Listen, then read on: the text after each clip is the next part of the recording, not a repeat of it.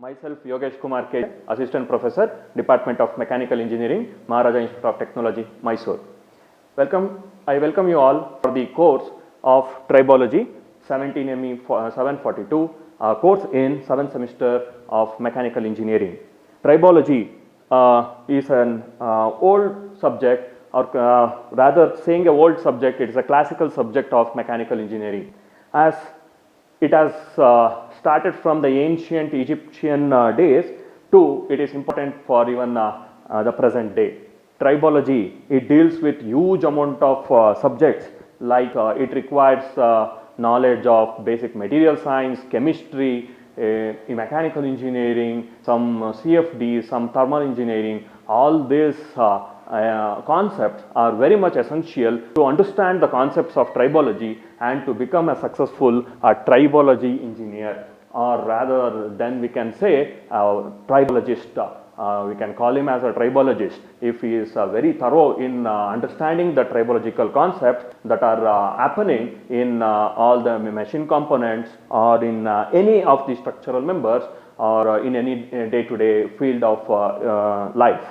So in this course, the course is divided into 5 modules spread over 50 hours of lecture, and we can see our syllabus which is split into 5 modules.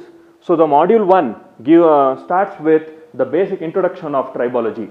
The introduction of tribology deals with how the evolution of tribology has taken place in the world, and who started the tribology, who gave the word called as tribology, and what are the concepts that are present. Like tribology is a combination of majorly it is a combination of 3 concepts like friction, wear and lubrication. Tribology has got a family of 3 members to say, that is friction, wear and lubrication. In the introduction chapter, we will see what are the types of friction, what are the laws of friction, and because of the friction, what is the effect of this friction, that is the wear, what are the different types of wear that we come across, and how to minimize this wear, and how to minimize this friction is with the help of lubrication.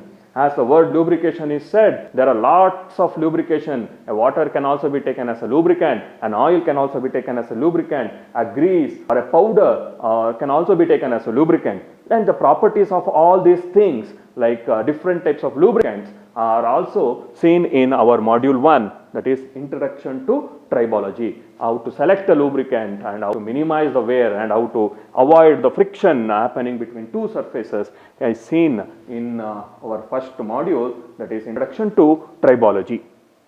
So the module 2, as I said, tribology is having a family of 3 members, that is friction, wear and lubrication. The second module speaks about the first 2 family members of tribology, that is friction and wear. So in this module, we see the different laws of friction, like we have friction, first law of friction, second law of friction, third law of friction, and which laws are used in what particular application and are studied for what particular application is seen in friction. And we also come across the different methods of measuring the friction. We have around 8 to 9 methods of friction measuring instruments. All those measuring instruments which related to friction is seen in module 2. The effect of friction is, the result of friction is the wear. So in wear we have again different classifications of wear, like the wear because of adhesion, the wear because of abrasion, the wear because of when the 2 bodies are rub each other, the wear because of when the 3 bodies are coming in contact, is the different types of wear can be studied in detail in module 2. So in module 2 we will see the 2 members of the tribology family, that is friction and wear, and also we will understand how to measure the friction, and also we will understand how to minimize the friction, thereby reducing the amount of wear. So the module 3. So the moment we come to the module 3, we study what is the bearing. What is a bearing? What is the types of bearing? One among the types of bearing is the journal bearing, and under that journal bearing we study hydrodynamic journal bearing. So hydrodynamic, hydro itself speaks, it is something related to fluid or water or oil. It is something related to oil. So hydro is oil or the fluid. The bearing we will be going to study and understand the working principle of an hydrodynamic journal bearing, how this hydrodynamic journal bearing is going to work, and how to design an hydrodynamic journal bearing. When we come into hydrodynamic journal bearings, we will see the behavior of a fluid, behavior of a liquid, behavior of a member, structural member, and the influence of speed, temperature, liquid, viscosity, and other few very important properties of a fluid are understood and studied in module 3.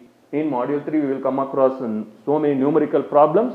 So in module 3 onwards, we will be using the data handbook for tribology. So module 4 speaks about one more type of bearing, that is plane slider bearings. Plane slider bearings. Again here we will understand the working principle of plane slider bearings and how to design a plane slider bearings is seen. And the second part of the module 4 is hydrostatic bearings. You should carefully compare hydrodynamic we study in module 3 and we study hydrostatic bearings in module 4. Again, our duty is to understand the concepts of hydrostatic bearings, as well as we are supposed to design an hydrostatic bearing for any given particular application. So the module 5. So up to module 3 and 4 we will be understanding how to design. In module 5, after design process, we are supposed to fabricate the bearing. So to fabricate a bearing, we are supposed to select a material, on what material the bearing should be fabricated or on what material the bearing should be made. So to the selection of bearing material is a very important parameter here in our tribology. So understanding as well as knowing the different varieties of bearing materials, how they behave when the friction is there, how they behave when the temperature or the heat rejection or heating between the material is high, and how to minimize the wear. Everything is based on the bearing materials. So the selection of bearing materials is a very important part of our tribology. Then the second part of this module 5 is surface engineering. So when we select a bearing material, we should also take consideration of surface of the material. The surface should be polished, the surface should be wear resistant, and so on. So the surface engineering, how to make the bearing surface more capable, how to make the bearing surface more capable, all those things, the different technologies or the methods used to enhance the surface property of any bearing material is seen or is studied in detail in surface engineering. Once we enter into the modules, we will come to understanding that which module is very important and which module is necessary for understanding the tribology. So this is what the small brief introduction about the syllabus. Once we have seen the syllabus, so the second thought that comes to our mind is what are the textbooks available. So we have a good number of textbooks in the market. So a few of the textbooks that I will be saying are few good books that you can refer if you are able to find those books in the market. Obviously they are available both in our library as well as in the market. So one of the best book is Introduction to Tribology and Bearing Design by Majumdar, and Tribology in Engineering by Prashant Sahu. These are the few books that you can refer for the course Tribology of our 7th semester, which comes with 17 ME 742 subject code. So these are the two books. Obviously in the lecture session or in our lecture, we will be giving you a good amount of study material for you people. So both the textbooks and the study material will give you enough material for your preparation for the examination. Once I say examination, how the examination will be conducted and what is the pattern of examination, what is the duration, or how much marks we are going to get. The examination pattern is similar to the rest of other subjects here also. So the examination will be conducted for 100 marks. So from each module you will be getting 2 questions. From each module you will be getting 2 questions, and that makes out of 5 modules we will be given with 10 questions. Our work is to attain one question from each of the modules. One question from each of the modules. So this each question will be carrying 20 marks. Each question will be carrying 20 marks. So the 5 questions into 20 gives us 100 marks. So that's the examination pattern, and the data handbooks are allowed in the examination. So we should carry a data handbook both for our lecture session as well as for the examination. So this is regarding the syllabus, the examination pattern and the textbooks. Now when we come to internal assessment, so we have given with an internal assessment of 40 marks from the university, which is split into 2 halves, 30 marks for the internal test and 10 marks is for the assignment. So after completion of every second module, your test will be scheduled, and we will be giving you an internal assessment for 30 marks. And before the commencement of the first internal assessment, we will be giving you the assignment questions, which will be for 10 marks, which has to be submitted before the first internals. So the assignment will be from the first 2 of the module. First assignment will be from the first 2 of the modules. Second assignment will be just before the second internals, and the assignment questions will be based on the module on which we will be covering at that particular time. Probably it will be from module 3 and module 4, because by the second internals we will be completing module 3 and module 4. So the assignment questions will be from those things, those modules. So this is the introduction or the overview of our syllabus as well as the examination pattern, textbooks available, and how the examination is going to be conducted, both the external exam as well as internal tests. So based on this syllabus, we have framed few of the course outcomes. Here we have framed 4 course outcomes by discussing with our colleagues, 2 of our colleagues, Professor G.C. Ramesh as well as Professor Ravi Kumar K.S., who will also be handling the tribology course in this particular semester. So based on the course outcome, based on the syllabus, we have written the first course outcome, that is understand. That means we will be understanding the basic fundamentals of tribology and its associated parameters. Fundamentals of tribology means what are the tribological parameters. As I mentioned as a small glimpse I have given you, like friction, wear as well as lubrication. These are not only the 3 parameters. When we come to the friction, there comes again 2 to 3 parameters: coefficient of friction, the force acting on the member, and the surface finish, surface roughness of the member, surface roughness of the component which is coming in relative motion with each other. So those again becomes the parameters. That is only for the friction. When we come to the wear, again comes some other parameters, like what should be the grain size of the rough surface or the hard surface, what should be the asperities ratio, what should be the running speed, what should be the load acting on the relative member. So again 3 to 4 parameters comes in wear. When you come to the lubrication, again sub parameters will come. Sub parameters like viscosity, temperature, speed and so on. So these are the few parameters that are associated with tribology. At the outline, if I see tribology as only 3 parts: wear, friction and lubrication. But once I go in deep with tribology, the subject gets divided into huge ocean with lots of parameters. We have lots of scopes in tribology and associated parameters. So to make that, so we have written the first outcome as understand. Just understand the parameters that are present in tribology. Next, after understanding, what I do after understanding? I should apply the concepts that I have understood. So to apply that concepts, where I need to apply those concepts? I will apply those concepts on the machine components that I am going to design, and the objects that are coming in relative motion with each other. So I need to apply the concepts to design any particular member, to design any particular component, to design any particular machine. So these are the places where I will be applying. So I will be applying. Once I apply, I will get some product. I need to do the analysis of that product. Performance analysis has to be done on the design component. So because of that, we have written CO3, the third course outcome, as analyze the performance, analyze the requirements, and then design the bearing, design the machine component.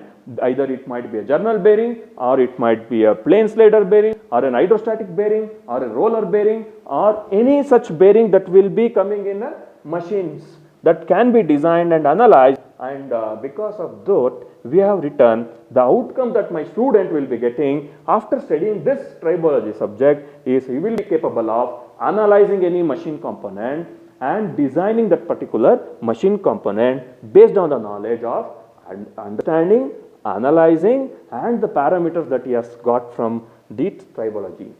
So I have understood the subject. I know where to apply the subject. I know I have analyzed some machine component. Now after analyzing, I should evaluate. That means I have joined the course, I have undergone the course, I have written some internal assessment, then the examination will be conducted. Similar to that examination, here I am going to evaluate the machine component, whether my machine component is capable of running at that particular speed, is that material that I have selected to design a bearing is capable of withstanding that particular load or that particular speed and particular temperature. That's why we have written a course outcome that my student is going to get out of this course. Tribology is he will be having a capacity to evaluate the proper bearing materials, and he will apply the principles of surface engineering. For example, how you will do that? For example, if I give you an example for that, we will come up with a tire. I hope everyone know what is the hardness of tractor tire, and what is the hardness of eraser that I am going to use, or the rubber soles that we have in our shoes, the quality of the rubber that is present, and the hardness of the eraser that I am going to use. If a good design engineer with a tribology concept, if he is going to design, he will not use the eraser rubber to make the shoe soles. What happens if he does that? So the shoe soles are going to get weared off within a fraction of time. That means it can sustain just half an hour or 1 hour. Think the same thing. If he designs that tractor tire with the help of eraser rubber, think how frequently he needs to change the tires. So that brings very important concept that what materials has to be selected, what should be the surface engineering, what should be the surface, how the material should be, what wears he has to be considered into picture, everything. So these are the 4 outcomes that we have proposed. The outcomes itself says after completion of an course, that is tribology is our course, our student is capable of doing all these things. So this is the brief introduction about course outcomes as well as the syllabus. Now, if we start with our module 1, I will just give you a small glimpse of what is our module 1, Introduction to Tribology. So, tribology, as I said, it is a branch of science which deals with the relative motion between 2 rubbing surfaces. The tribology is evolved from a Greek word called as tribos, which means rubbing. Tribos, which means rubbing. Ology.